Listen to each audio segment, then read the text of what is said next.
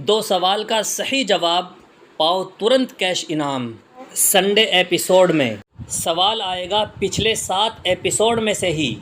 आने वाले संडे को यानी 10 तारीख को जो एपिसोड आएगा उसमें एक सवाल आएगा, वो भी पिछले 6 एपिसोड में से ही, यानी एपिसोड 76 से लेकर एपिसोड 82 तक। इन 6 एपिसोड में से एक सवाल आएगा संडे एपिसोड में। जिसने भी उस सवाल का सही जवाब दिया उसे मिलेगा 200 रुपये का इनाम। हमारे चैनल पर हर रोज़ एक एपिसोड अपलोड होता है। फिर 6 एपिसोड में से संडे के दिन एक सवाल दिया जाता है। जो भी उस सवाल का सबसे पहले सही जवाब देगा उसे मिलेगा 200 रुपये का इनाम।